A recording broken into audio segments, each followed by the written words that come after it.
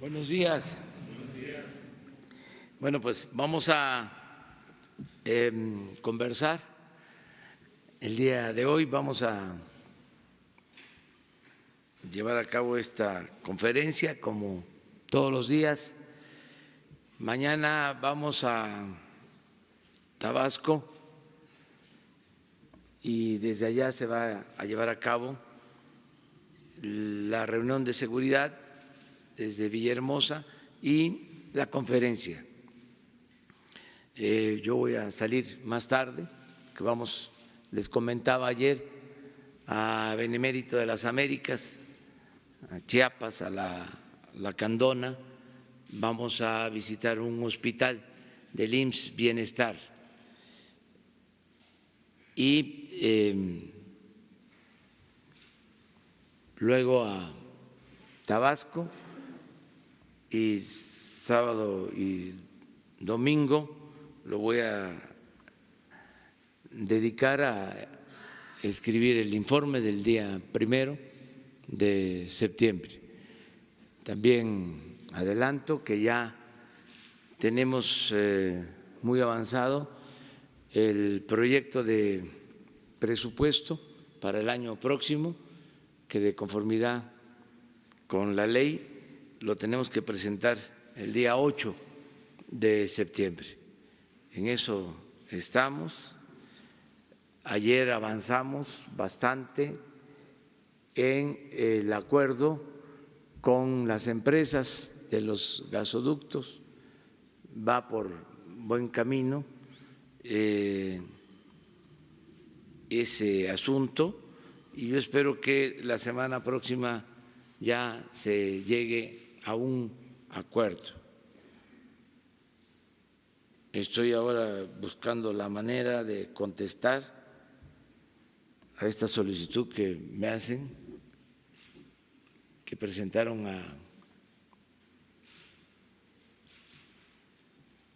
al Instituto de la Transparencia,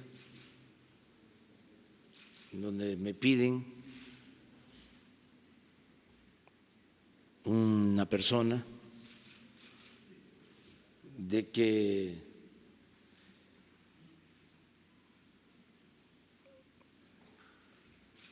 presente yo las pruebas.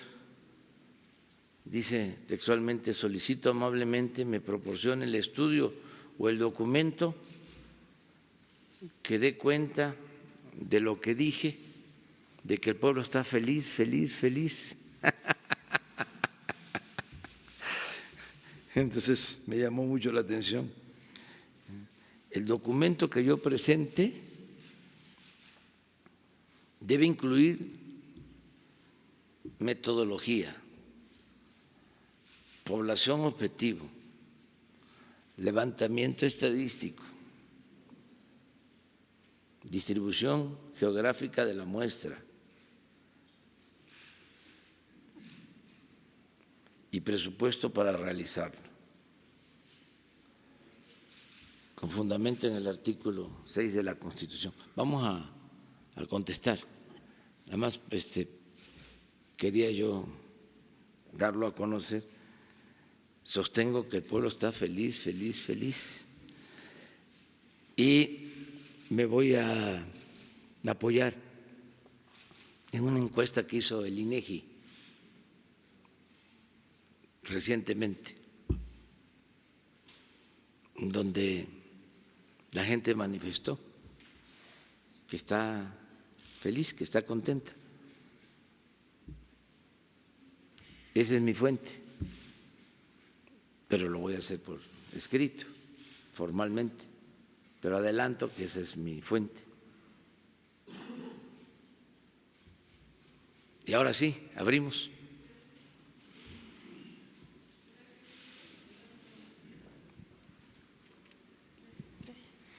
Buenos días, presidente. Gabriela Jiménez del Sol de México. Preguntarle, en una entrevista que llevamos el día de hoy, el gobernador Jaime Bonilla dice que, bueno, que él no es dedo chiquito de nadie, que actúa de manera independiente y que pues bueno, o sea, que él no va a recibir consignas. Preguntarle si con todo esto que se ha dado de la ley Bonilla y con estas declaraciones, ¿no hay un riesgo de que en algún momento él trabaje como lo hacían en el pasado gobernadores, por ejemplo, del PRI? Esta sería la primera pregunta.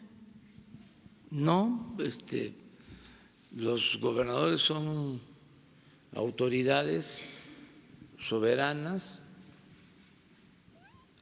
hay autonomía en los gobiernos estatales, son parte del pacto federal, no solo los gobernadores, también las autoridades municipales son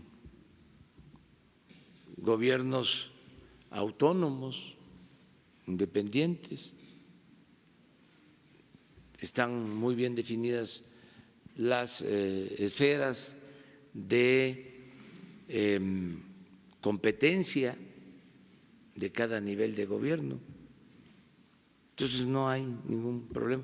No es un sistema político centralista, es un sistema político federalista el nuestro. Entonces se respeta a la autoridad estatal.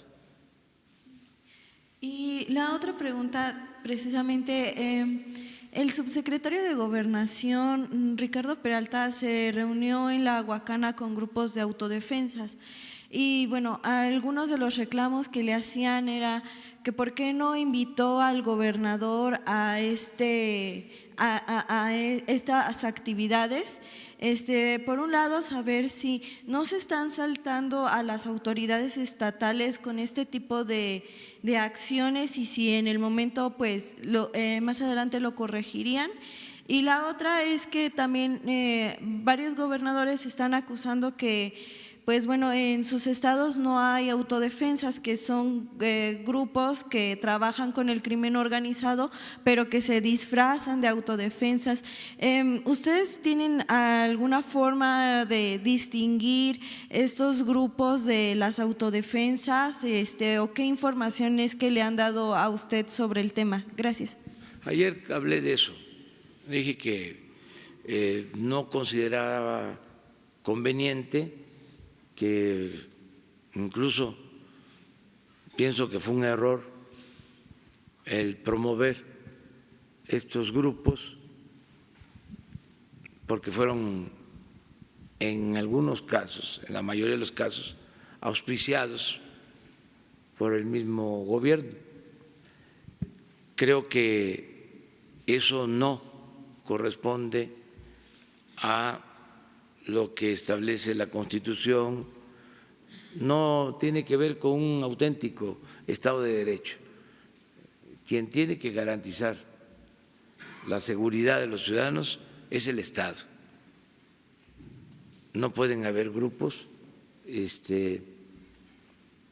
ilegales haciendo funciones de seguridad pública. Eso no debe de permitirse. Eso demuestra una incapacidad del Estado para atender la demanda de seguridad, que es fundamental garantizar a todos los ciudadanos. Es un incumplimiento al deber del Estado y nosotros no vamos a incumplir con nuestras responsabilidades legales. Entonces, no vamos a fomentar esas actividades.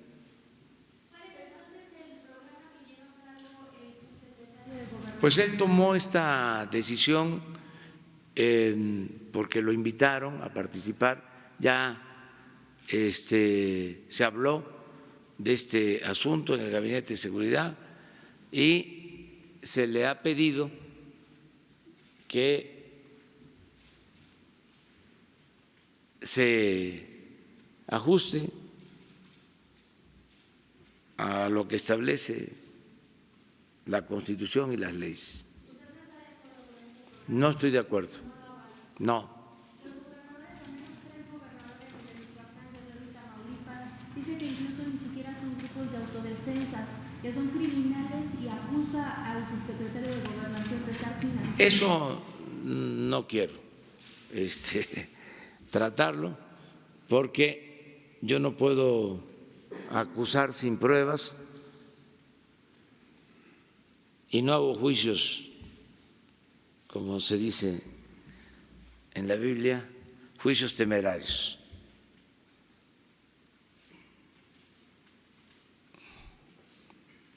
Además, no se puede acusar por acusar, menos el titular del Ejecutivo, menos el presidente.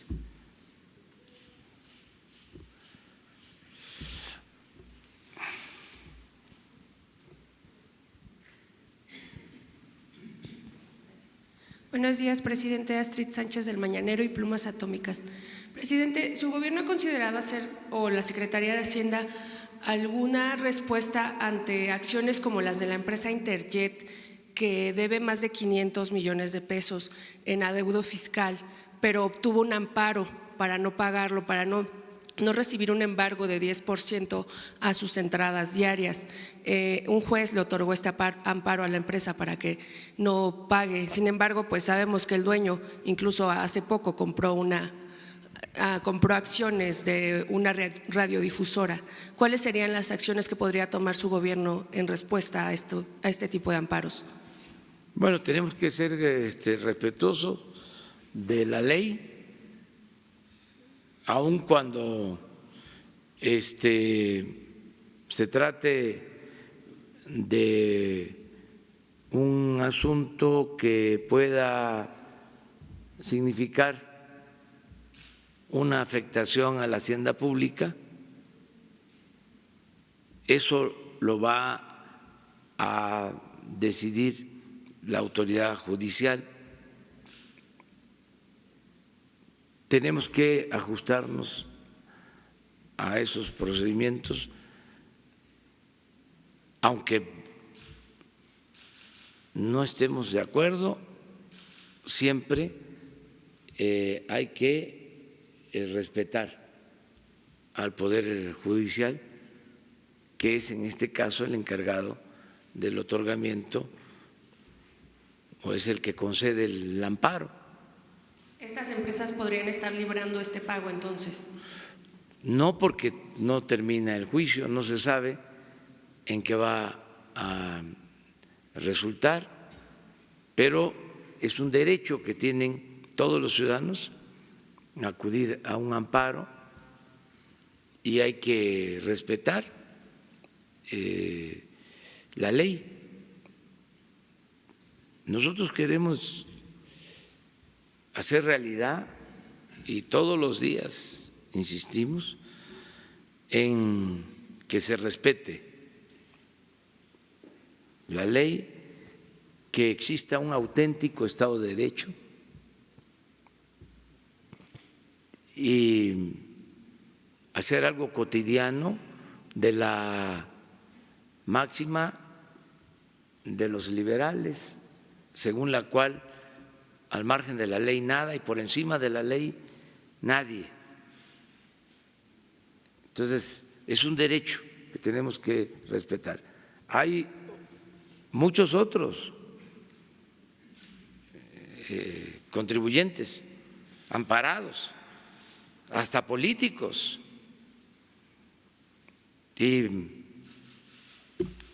qué hacemos? No vamos a violar los procedimientos legales, tenemos que acatarlos. Lo único que digo es que hay casos en donde se da una especie de sabotaje legal, pero no dejo de hablar de que es legal, como por ejemplo el caso de los amparos por el aeropuerto de Santa Lucía. Tengo que rectificar, porque estaba yo hablando de 20 amparos, pero ayer me informaron que no, son 80.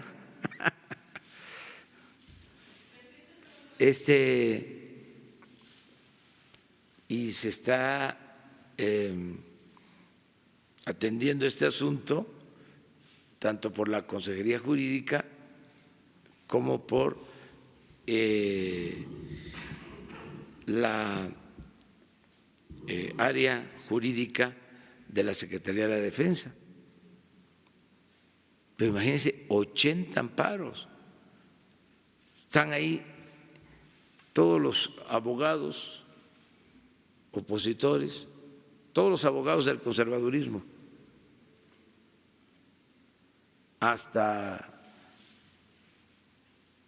una asociación de Claudio X González,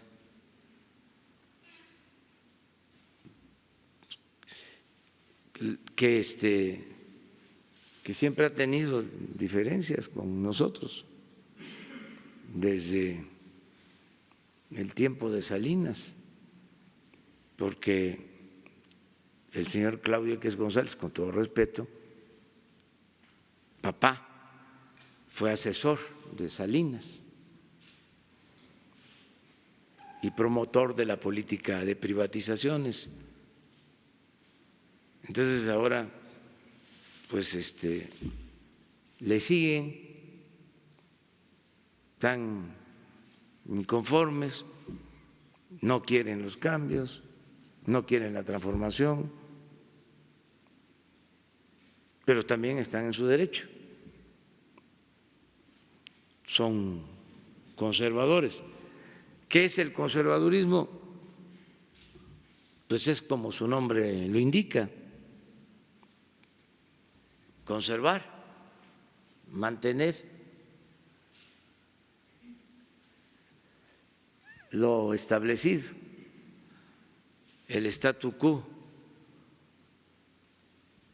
No quieren que cambie el régimen que ha existido, que es un régimen de corrupción, de injusticias, de opresión, de privilegios. Entonces ellos quieren conservar. Antes, en el siglo XIX, los conservadores apostaban a mantener los privilegios. Por eso se les denominaba así. Querían que no se llevaran a cabo reformas que impulsaban los liberales, y ellos querían mantener, conservar fueros y privilegios. Entonces es lo mismo ahora. Entonces son los que están queriendo políticamente que no cumplamos con nuestros compromisos, que quedemos mal, que no se haga el aeropuerto. Entonces, no es el medio ambiente, no es oposición de los pobladores, se trata de hacer un aeropuerto en donde ya hay un aeropuerto que es una base aérea militar que está funcionando desde hace 60 años. Entonces, no hay ninguna razón, solo es una motivación política.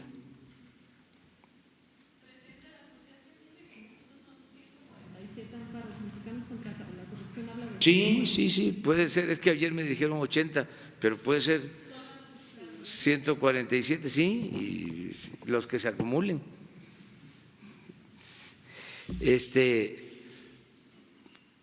Yo recuerdo que cuando decidimos hacer los segundos pisos, también llovieron los amparos. En aquel entonces,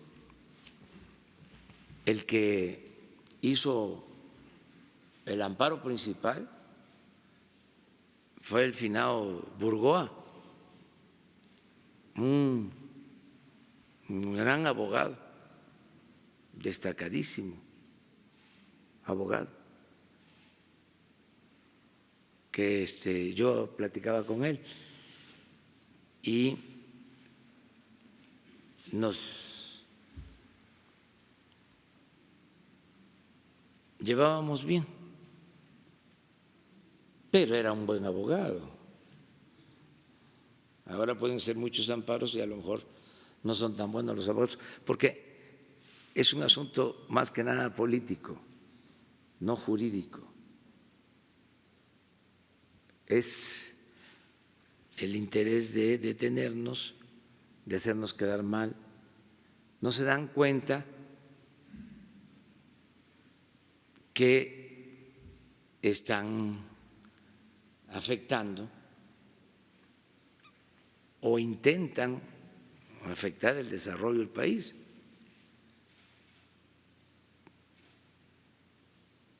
Porque nosotros tenemos que resolver el problema de la saturación del actual aeropuerto y no lo íbamos a hacer, no vamos a seguir con la corrupción como ellos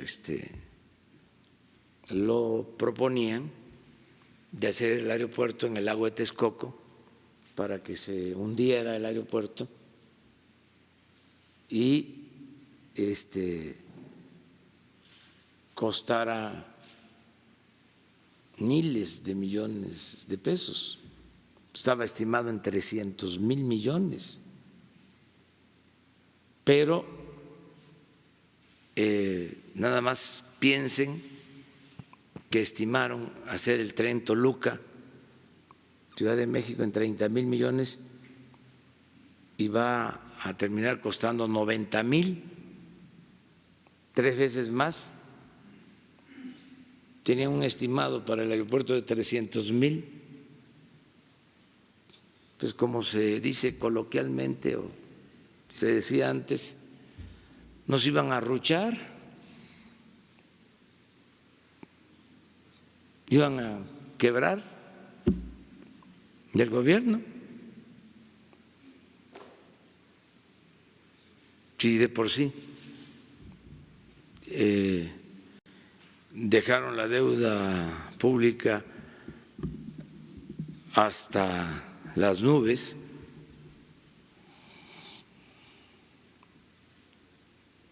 pero pues eso no parece importarles, están como encenegados, obnubilados. Ojalá y cambien de parecer.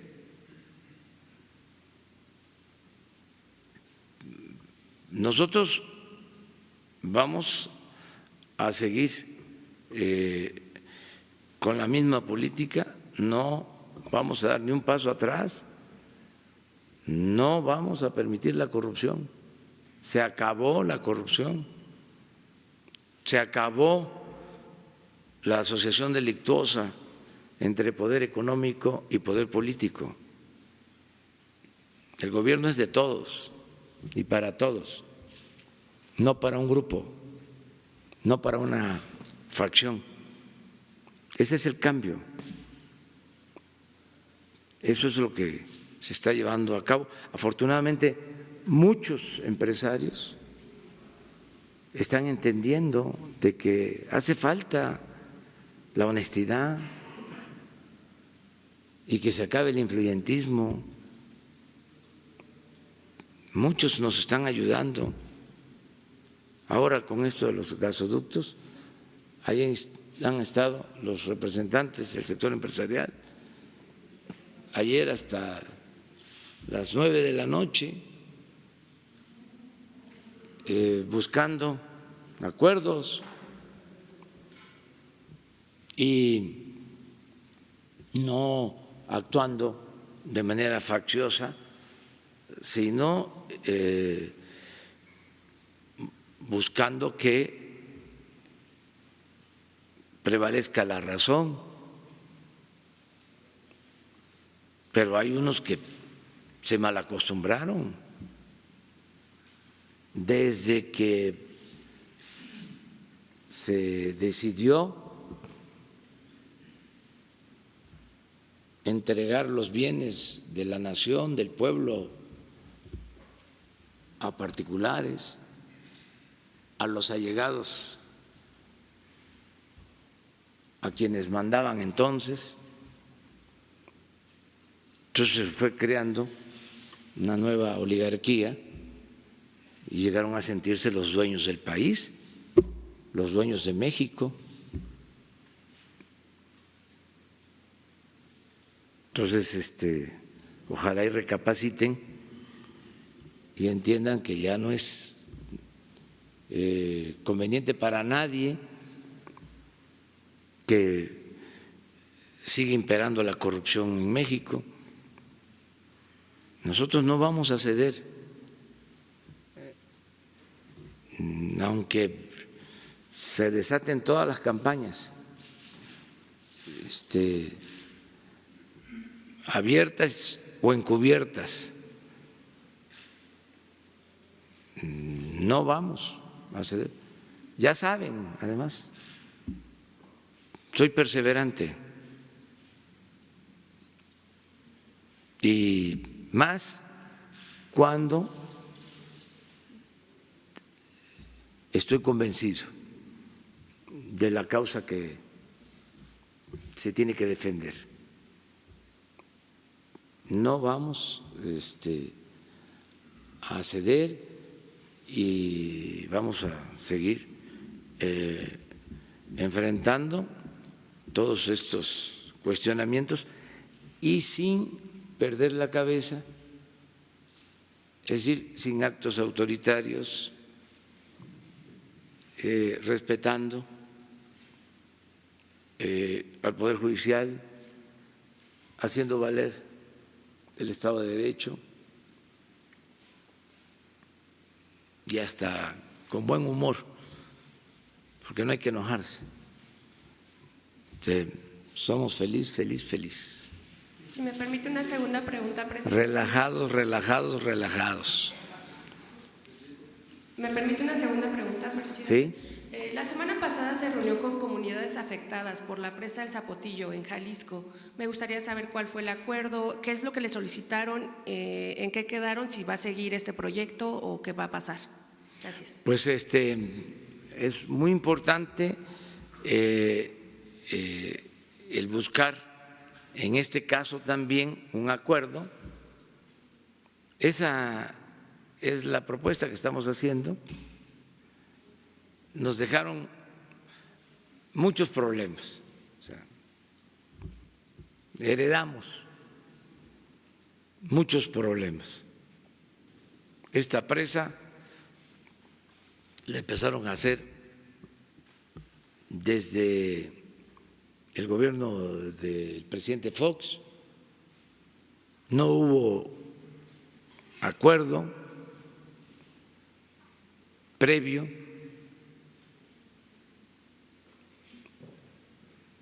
siempre la gente de las comunidades afectadas se opusieron, se dieron contratos, se empezó a construir la presa, se llegó a elevar la cortina de la presa hasta 80 metros.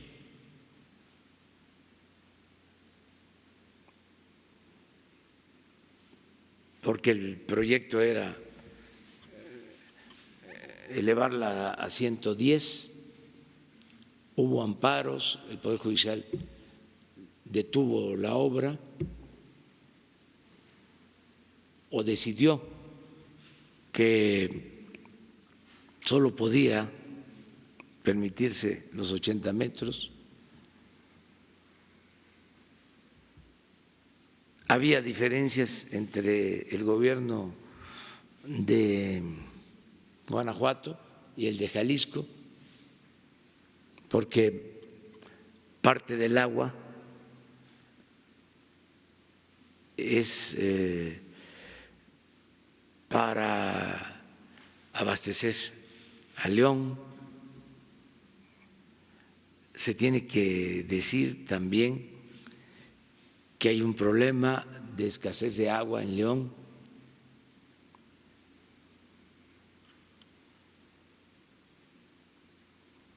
Entonces, hemos estado buscando el arreglo para que se resuelva el problema, porque está parada la construcción.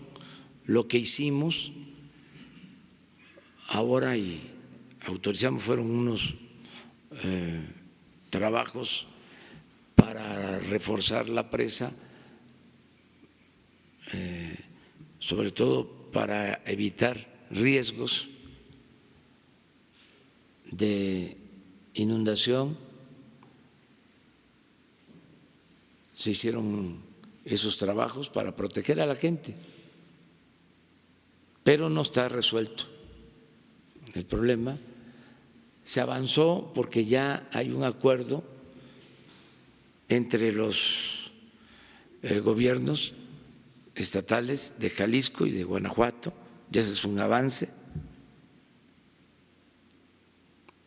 pero falta el acuerdo con la gente.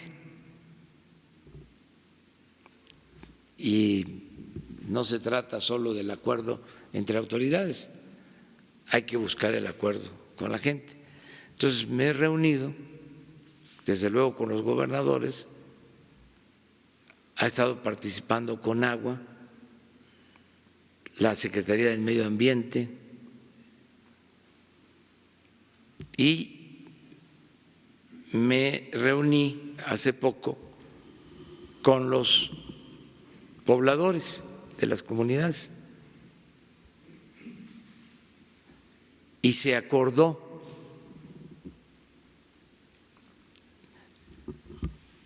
iniciar un proceso de diálogo, escucharnos todos,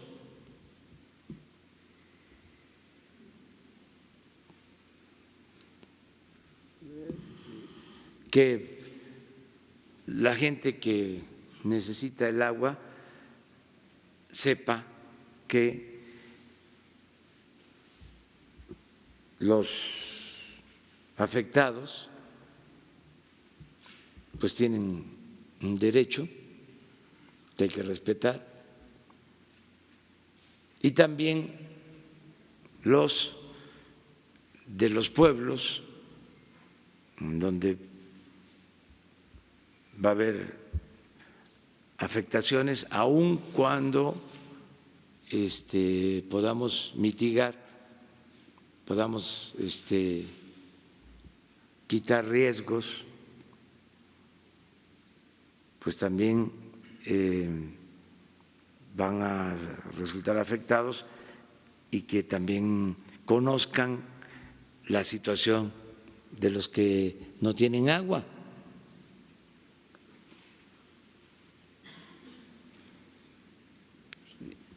Y buscar racionalmente una salida, un acuerdo. Entonces, en eso estamos,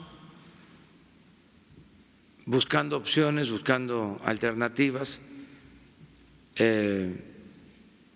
Les planteé dos cosas con mucha claridad. Una, que no podemos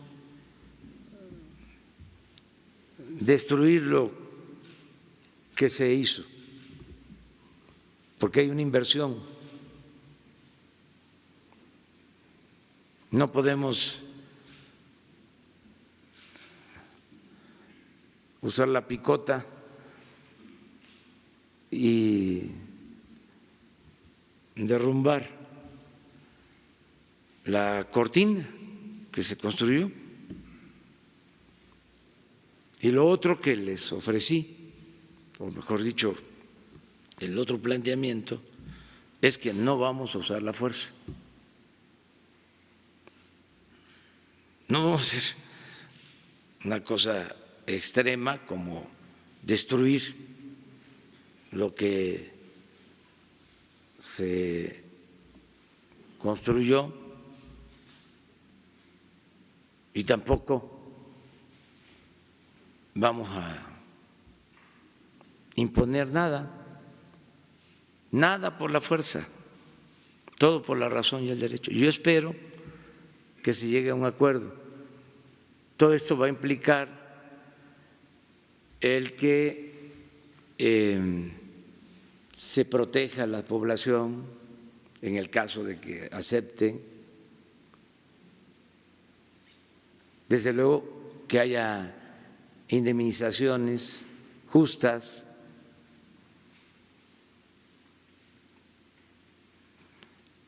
y resolver problemas legales, porque hay una demanda de una de las empresas en contra del gobierno, la que estaba contratada para hacer el ducto, el acueducto, una empresa extranjera que está demandando al gobierno cuando existe el otro punto de vista de que fue la empresa la que no cumplió. Entonces hay un litigio, hay un alegato. Entonces todo esto lo estamos viendo. Yo espero que se arregle mediante el diálogo.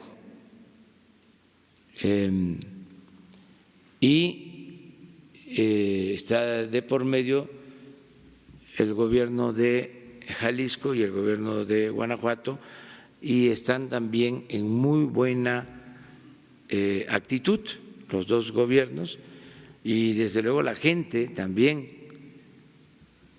los que vinieron aquí a expresar sus sentimientos con mucho respeto, y son escuchados, y estamos pues buscando que haya el entendimiento. Así tenemos muchos casos. Les recuerdo que está parada la planta de Morelos, que le faltan 100 metros para conectar un gasoducto, y es una planta que costó, con todo y el gasoducto, más de 20,000 millones de pesos, que permitiría alumbrar todo Morelos. Sin embargo, como hay oposición y hay demandas, tenemos que esperar. Estamos resolviendo también lo de el tren Toluca – Ciudad de México. Ahí va avanzando porque se hicieron pagos, pero de todas maneras quedó inconformidad en el derecho de vía, y ahí es doble el asunto, triple, porque es terminar de resolverlo el derecho de vía, que se va avanzando. Lo otro es tener el presupuesto para concluir la obra, que se requieren pues como 25,000 millones más para terminar. de 25,000 a 30,000 millones. Eso es lo otro. Y ahí estamos destinando recursos. Este año se destinaron pues cerca de 3,000 millones, pero pues ya se agotaron, se requieren 3,000 más este año. Y el año que viene, pues el doble para poder terminar la obra en el 21. Pero ni modo que nos volteemos y que no nos importe. Y lo tercero es el asunto técnico, o sea, ya la operación, cuando se termine, porque ya están los trenes,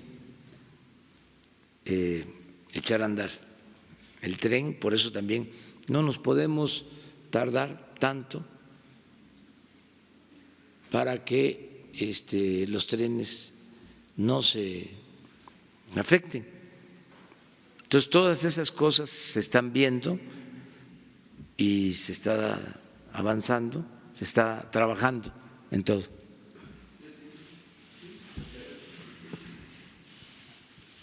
Después tú. Antonio López de La Razón. Tengo un par de preguntas.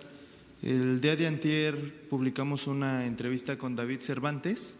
Él es titular del Programa Nacional de Reconstrucción. Lo hicimos pues a poco menos de un mes de que se cumplan 2 años de los sismos del 19 de septiembre. Nos platica que hicieron un diagnóstico durante varios meses a ras de tierra, ubicaron cerca de 200,000 inmuebles que fueron dañados, alrededor de 40,000 de ellos tuvieron daños totales. Señala que la administración anterior no hizo prácticamente nada, se dedicaron a atender los inmuebles que tuvieron daños parciales, y de estos más de 40,000 inmuebles que tuvieron daños totales, nos indica que a pesar de que el gobierno anterior reportó un avance de 93% en la reconstrucción, pues detectaron que nada más el 20%, que hay un avance del 20% o había un avance del 20% en la reconstrucción de estos inmuebles que tuvieron daño total. En esa materia, presidente, pues saber cuál es su opinión, cómo dejaron las cosas en la administración pasada y cómo están avanzando. Me dice que ya en los próximos meses van a estar pues entregando las primeras casas. Esa es la primera pregunta. La segunda, insistir en este tema de las prerrogativas. Ayer tuve la oportunidad de platicar con la presidenta de Morena y me reiteró, me insistió que pues este partido ha sido el único que se ha comprometido en reducir o en devolver el 75% de las prerrogativas, y los demás partidos pues permanecen callados. También que me dé su opinión al respecto, presidente. Gracias. Bueno, miren, también pues hay rezagos,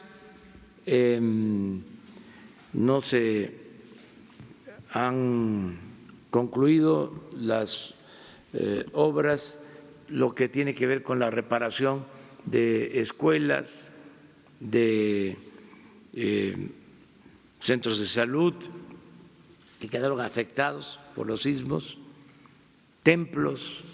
Acabo de estar en Oaxaca, en Villalta, y me llevó la población a una iglesia del siglo XVIII afectada, y pues es para ellos algo muy importante, es un centro cultural, es parte de la vida comunitaria, independientemente de lo religioso. Entonces, le hablé precisamente a David que fuera allá, y en el Istmo lo mismo. El caso de Oaxaca y Chiapas y Morelos y Puebla, todavía hay afectaciones. Lo que puedo comentar es de que no vamos a dejar nosotros de atender esta demanda de que se reparen instalaciones públicas y que se ayude a los afectados que perdieron sus casas. Lo estamos haciendo. Este año se destinaron 9,000 millones de pesos que se están ejerciendo con ese propósito. Estamos contemplando otra cantidad para el año próximo. Ya no vamos a dejar, no se le va a dar vuelta a la hoja hasta que no terminemos. ¿Coincide en que la administración pasada no hizo prácticamente nada? Es que no quiero ya seguir responsabilizando a la administración pasada y a los de antes de esa administración. Solamente cuando se necesite para diferenciarnos, porque hay veces que calienta porque nos comparan. Entonces sí, pero ya es nuestra responsabilidad. O sea, ya no es para estar diagnosticando. Ya sabemos, hay grandes, graves problemas nacionales y los tenemos que enfrentar. Y estoy optimista y sé que vamos a sacar adelante al país. Lo estamos haciendo. Estamos poniendo de pie, levantando al elefante que estaba echado. Lo estamos parando y lo estamos empujando al elefante reumático y lleno de mañas. Y me están ayudando a empujar al elefante todos los mexicanos. Y ya empezamos a lograr que camine el elefante, que es un cuerpo de avance lento, pero ya está caminando. Pues yo hice el llamado, espero que se formalice el que los partidos decidan que va a haber disminución de sus prerrogativas, que lo hagan ahora porque ya viene la aprobación del presupuesto. Durante todo este tiempo se va a estar hablando de eso, porque nosotros presentamos el presupuesto el día 8. No podemos nosotros hacer ajuste al presupuesto del INE. Tenemos por ley que enviarlo como nos entregan su presupuesto. Es el Congreso y en el caso del presupuesto la Cámara de Diputados.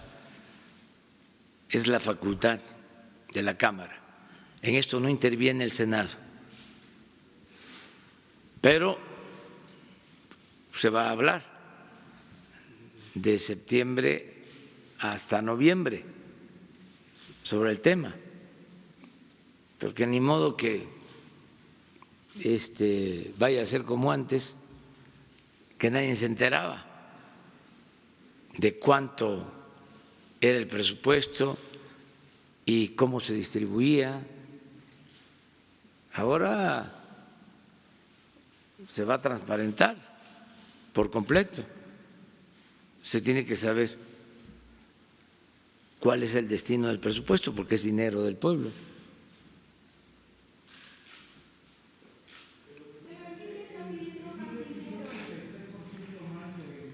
Sí, pero pues ellos pueden pedirlo, pero la facultad de aprobación del presupuesto es de la Cámara de Diputados. Hasta en el caso nuestro, del Poder Ejecutivo. La última palabra la tiene la Cámara de Diputados. En lo que corresponde a la ley de ingreso, sí interviene el Senado, pero en lo que tiene que ver con el presupuesto, como su nombre lo indica, es presupuesto.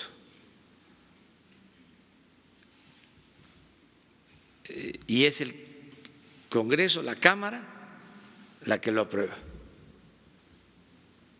Entonces, hay que esperar todavía.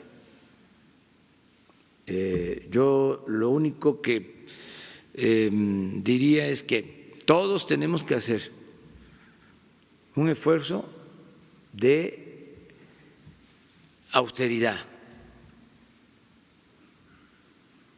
y que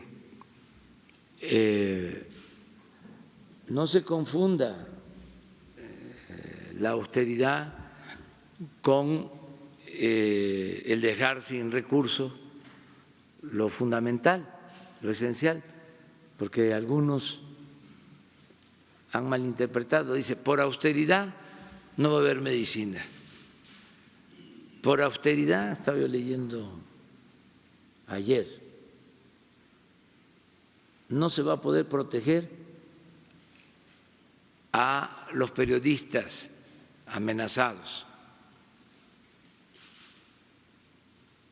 Pues, ¿qué tiene que ver la austeridad con eso? Si la vida, la protección a la vida es lo más importante. Al contrario, por la austeridad es que vamos a tener dinero para cuidar y proteger a los periodistas. Pero hay toda una manipulación. Si no hubiese austeridad, entonces sí no habría dinero, porque pues todo se gastaría en entregar pensiones millonarias, en mantener aviones de lujo,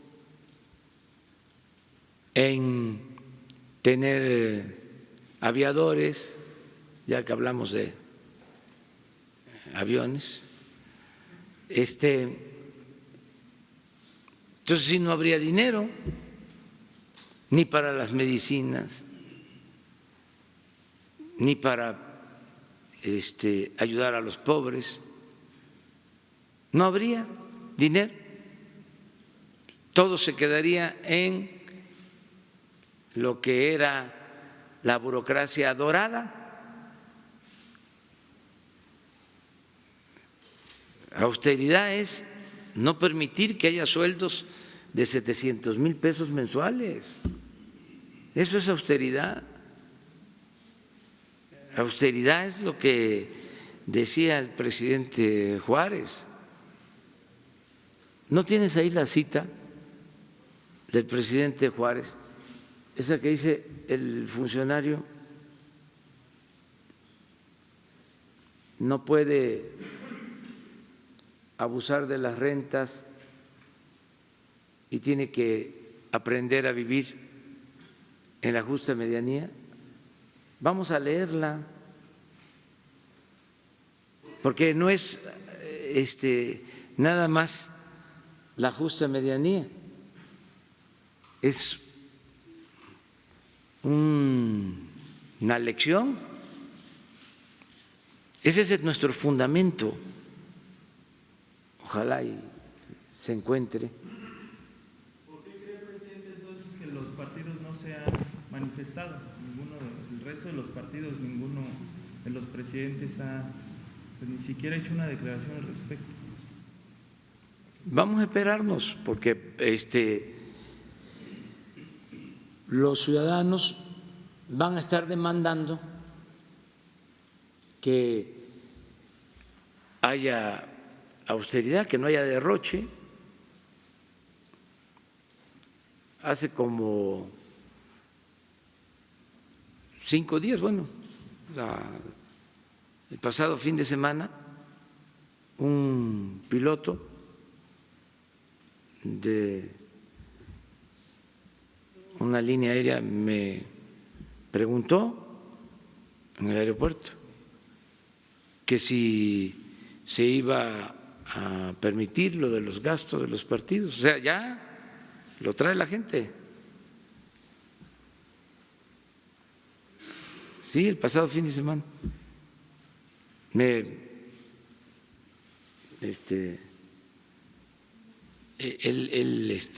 piloteó el avión y ya cuando iba yo saliendo en la puerta, estaba esperando y lo que me preguntó fue eso.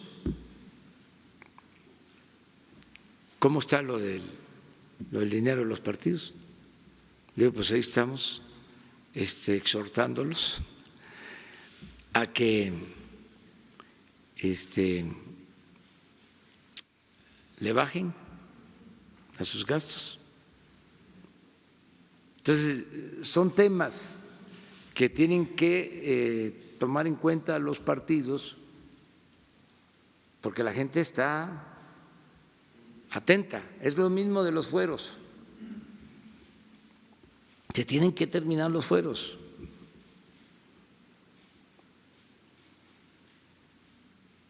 Se tiene que juzgar al presidente igual que a cualquier ciudadano. Ya se tiene que terminar eso de los fueros. Y no dejar de insistir en la democracia participativa, en darle el derecho a la gente a que decida en consultas, en plebiscitos, en referéndum, y que se aplique la revocación del mandato. Y si la gente quiere, también que se quite lo de la reelección, porque está permitido en algunos casos. Eso fue un abuso que se cometió. A ver, pásamela. Le ganaste. Jesús. A ver si se alcanza a leer un poco pequeñita la… Sí, este es. La van a poner acá. Está mejor. Sí. Bajo el sistema federativo, los funcionarios públicos no pueden disponer de las rentas sin responsabilidad, no pueden gobernar a impulsos de una voluntad caprichosa, sino con sujeción a las leyes. No pueden improvisar fortunas ni entregarse al ocio y a la disipación, sino consagrarse asiduamente al trabajo, disponiéndose a vivir en la honrada medianía que proporciona la retribución que la ley les señala.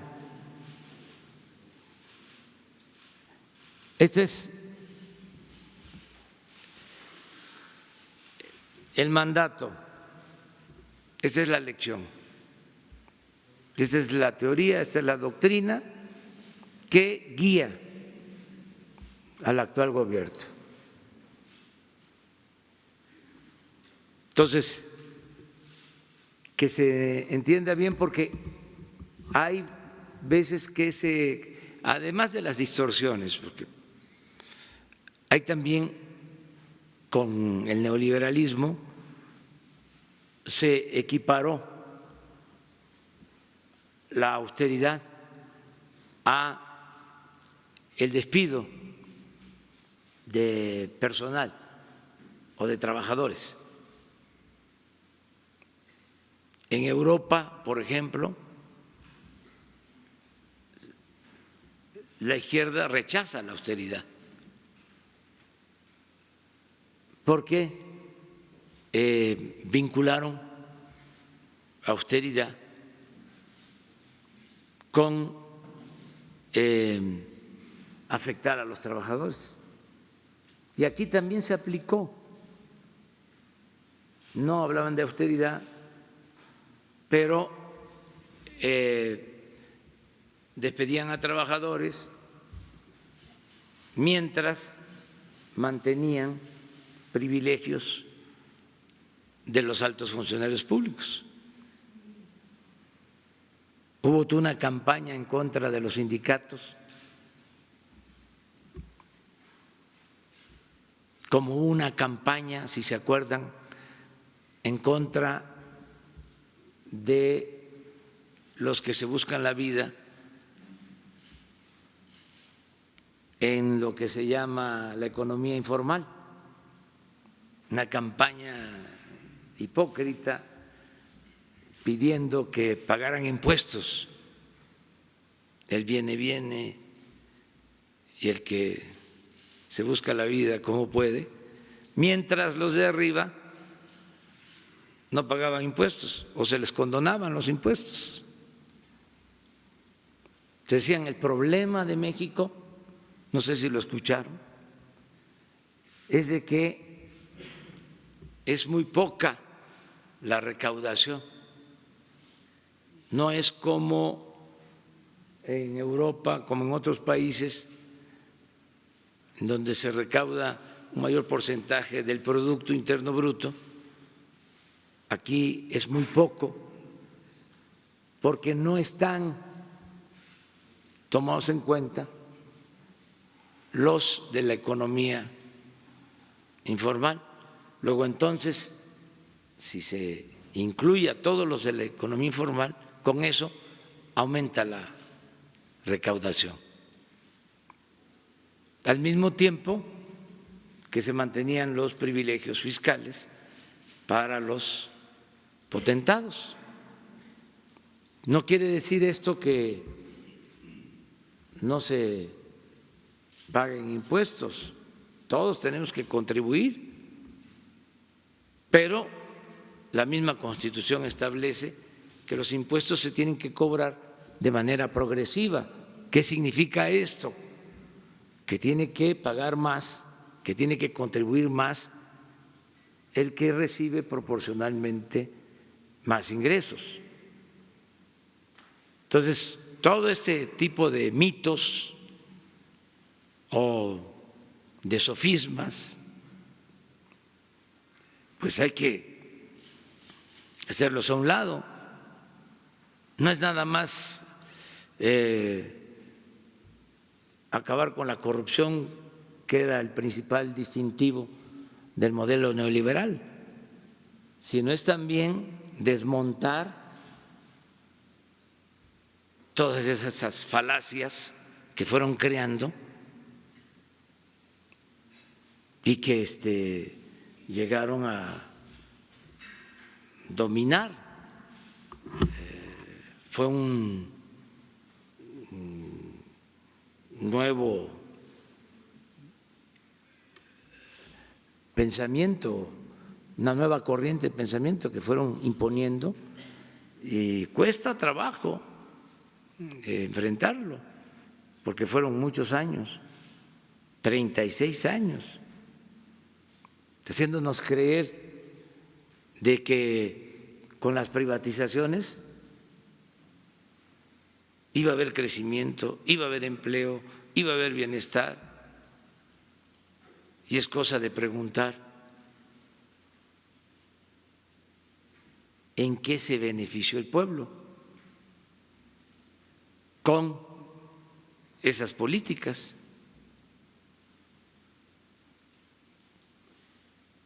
¿Cuáles fueron los beneficios que se obtuvieron con esas privatizaciones? Entonces ya esa política no va a continuar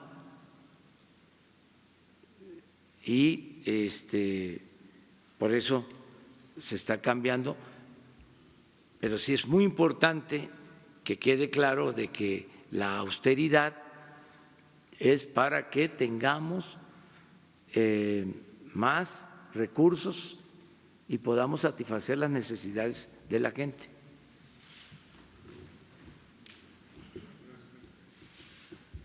Muy bien. Permíteme, es que ya le pasas el micrófono porque… Buenos días, presidente. Rafael Herrera, corresponsal de Sin Censura con Vicente Serrano desde Chicago. Presidente, el pasado domingo marcharon de manera pacífica miles de personas contra jueces para pedir y solicitar la renovación del Poder Judicial. Me gustaría saber su opinión o reflexión sobre este sentir de muchos ciudadanos de a pie que van, creo, de la mano con un tuit de Santiago Nieto, director de la Unidad de Inteligencia Financiera, que escribe: la toga da apariencia de honorabilidad, en ocasiones solo es apariencia. Y si me permite, señor presidente, me gustaría solicitarle con mucho respeto que dé a conocer cómo y cuánto se ha gastado del presupuesto de publicidad oficial. Se lo solicito porque algunos medios y comunicadores llaman a nuestro medio Sin Censura y otros medios independientes o alternativos los nuevos chayoteros de su gobierno. ¿Puede usted hacer el compromiso de dar a conocer cuáles son las empresas que reciben esta publicidad? Cuentas claras, chocolate espeso. Muchas gracias, presidente. Bueno, pues vamos a contestarte lo segundo, ¿no? Porque lo primero corresponde a lo que ya planteé, del respeto al Poder Judicial, que se renueve el Poder Judicial como se tiene que seguir renovando el Poder Ejecutivo, el Poder Legislativo, pero que se haga con independencia, con autonomía. Ese es mi punto de vista. ¿Está de acuerdo con las declaraciones de Santiago Nieto, entonces? Pues no estoy de acuerdo en hacer ninguna acusación así, ¿sí? General. Yo creo que en todas las instituciones pues hay buenos funcionarios, buenos servidores públicos y otros que pues no están a la altura de las circunstancias, pero no se puede generalizar, no es a tabla rasa, y que cada quien asuma su responsabilidad. En este caso, que el Poder Judicial se ocupe de llevar a cabo la reforma que hace falta. La judicatura debe de aplicarse más, pero eso es una opinión muy respetuosa, porque la judicatura es como el Poder Judicial dentro del Poder Judicial.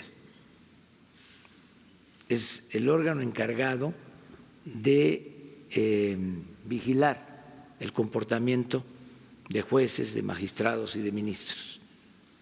Para eso es la judicatura. Entonces, yo lo voy a decir con todo respeto, no conozco o deberían de informar más sobre sanciones a jueces, a magistrados y ministros, porque a lo mejor por falta de información es que se piensa que no se está actuando con rectitud en el Poder Judicial. Entonces, si hay sanciones de la judicatura a jueces, a magistrados, ministros, en su caso, que se informe. Es una recomendación respetuosa.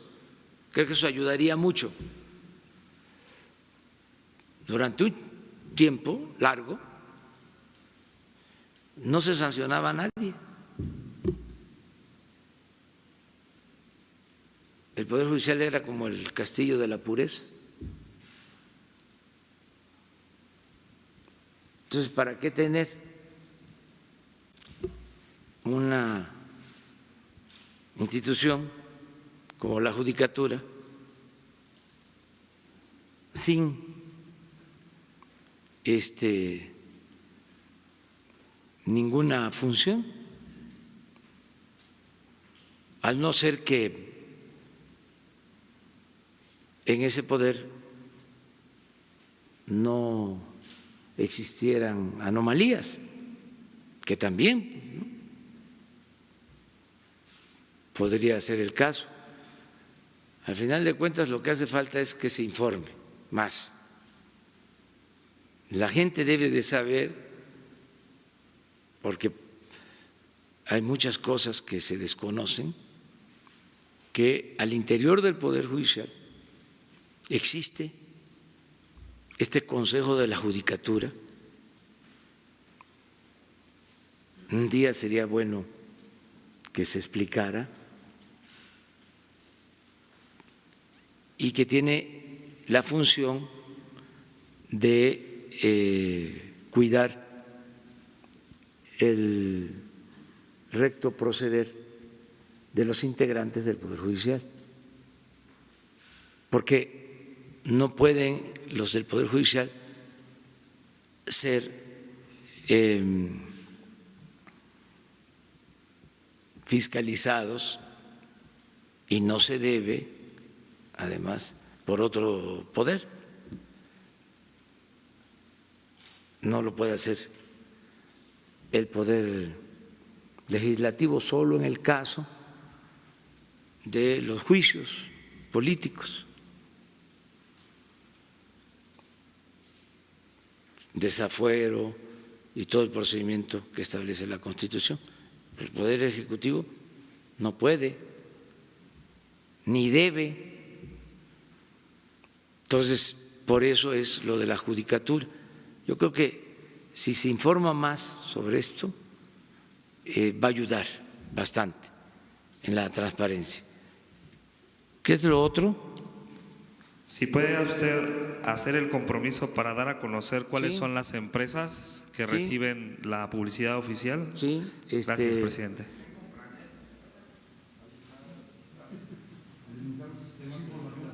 ya se tiene, según me dice Jesús. A ver, explícalo. Sí. Sí, buenos días, señor presidente. Buenos días. La pregunta que hace compañero Sin Censura, por cierto, Sin Censura, aclaramos, no recibe publicidad oficial, si esa es la aclaración que precisa el medio. Y bueno, es transparente el gasto publicitario.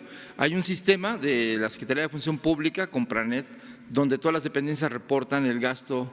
Porque ustedes recuerdan que hay las dependencias tienen que reportar el gasto de acuerdo al término de las campañas o de la publicidad que se contrata. Entonces, en ese sentido, tienen que alimentar el sistema. El sistema es en tiempo, digamos, en cuanto a las dependencias reportan, ahí está transparente. Entonces, Compranet tiene los contratos, están a qué empresas, cuánto dinero y qué tipo de campañas son las que se están ejerciendo. Entonces, estamos buscando un sistema mucho más eficaz en tiempo real, pero bueno, estamos con la Secretaría de Función Pública, lo vamos a dar a conocer más adelante, pero el sistema que hoy actualmente y es vigente depende de la información que alimenten las dependencias, pero ahí está la transparencia. Gracias. Sí, sobre esto, que quede claro, nosotros no damos subvención, como se conoce coloquialmente, no hay chayote, no se cultiva el chayote.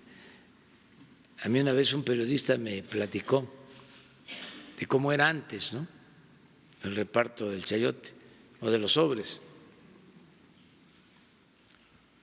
Me platicó que había un periodista, ¿no?, que era dormilón, iba en el camión de los periodistas y cuando subía el de prensa del gobierno a entregar el chayote, iba entregando. Y estaba dormido, pero hacía así.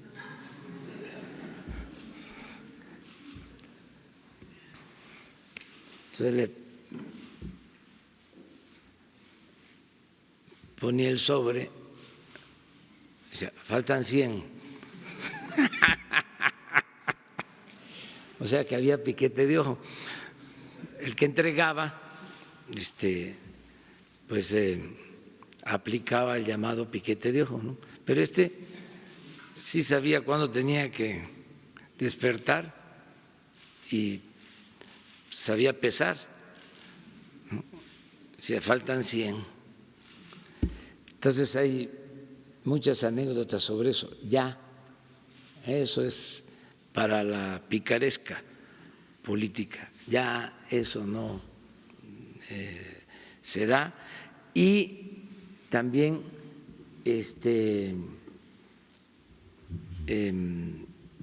no hay que pelearse, porque se está dando un fenómeno también natural de que como hay la participación emergente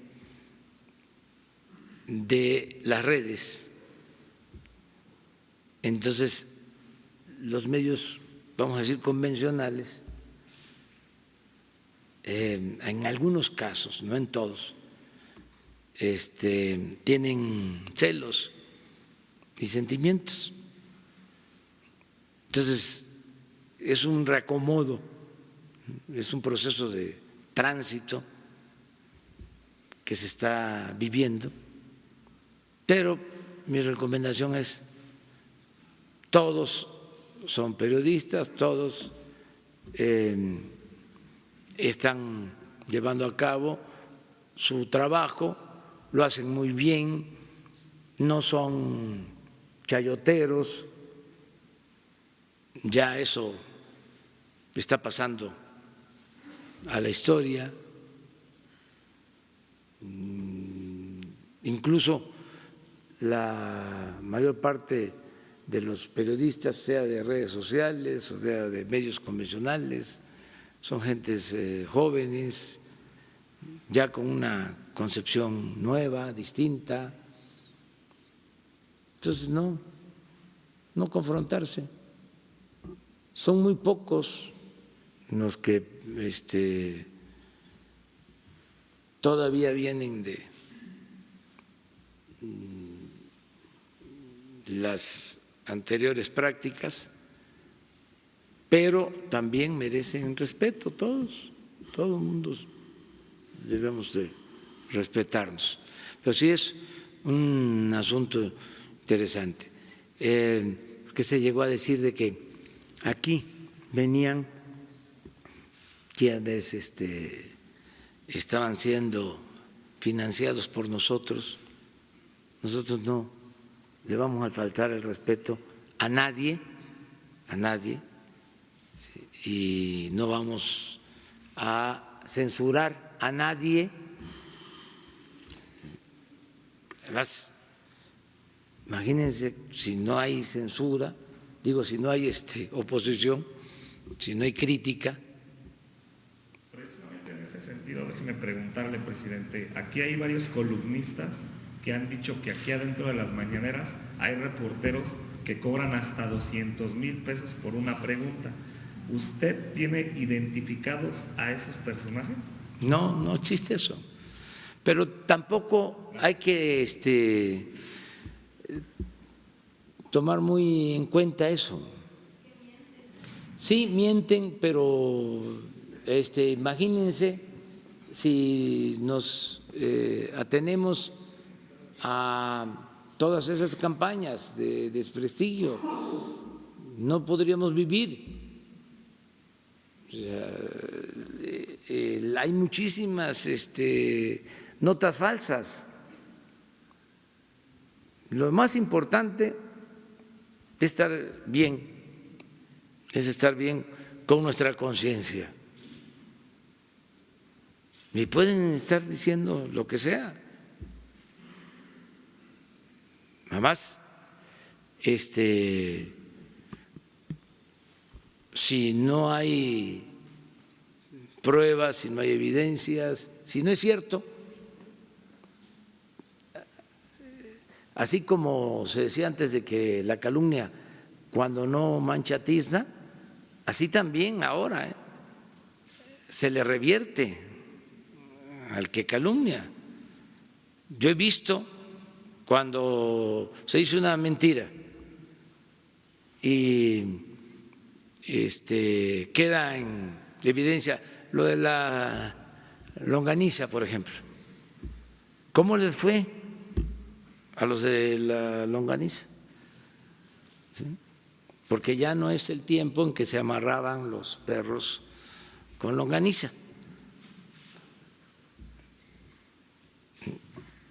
Con todo el respeto, ¿sí? O sea, ya es otro tipo de cosa. Entonces, tampoco hay que tomar en cuenta. Lo que tienen que ver, y esto es una recomendación, de veras que de buena fe, es que la gente, y sobre todo los jóvenes, ya tienen otra manera de informarse. Nosotros teníamos que leer el periódico. O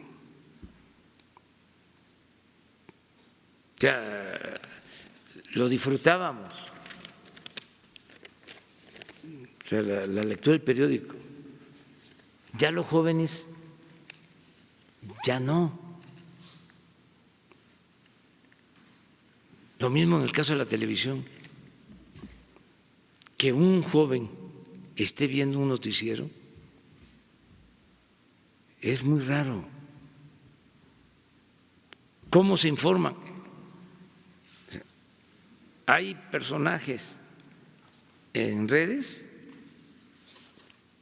que tienen mucho más comunicación,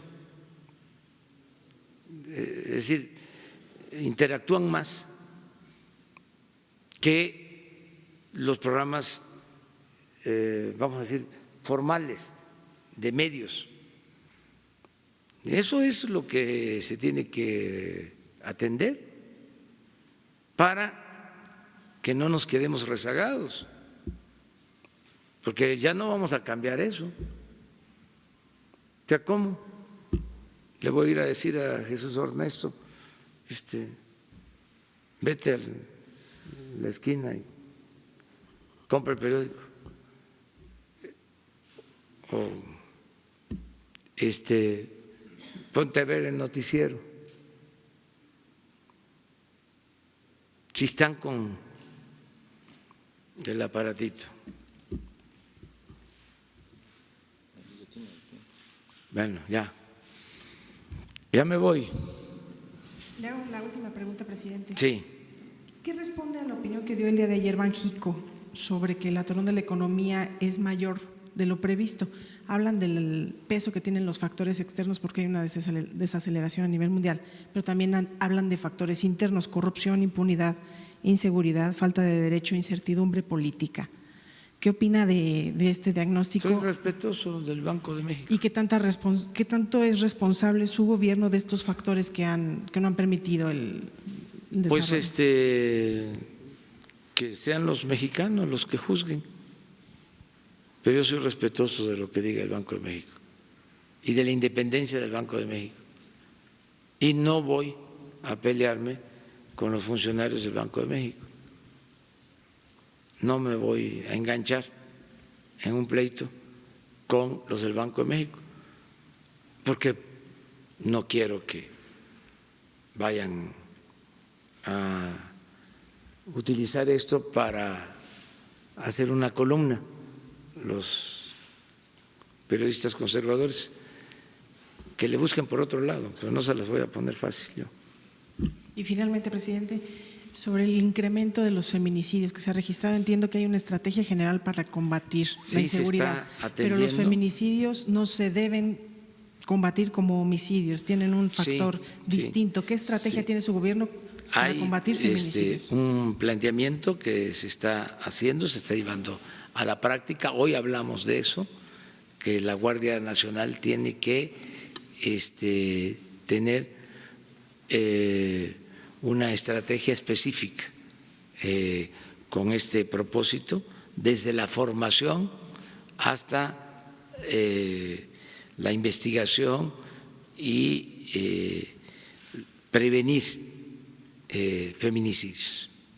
Y por último, una precisión. Comentaba usted que gastaron 9,000 millones para reconstrucción por los sismos de este año.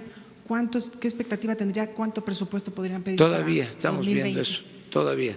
¿Pero sería lo mismo o más? En eso estamos, estamos viendo, porque estamos sumando lo que tiene que ver con la reparación de escuelas, centros de salud y lo que es vivienda en general. Estamos en eso. Sí. Muchas gracias. Dios adiós.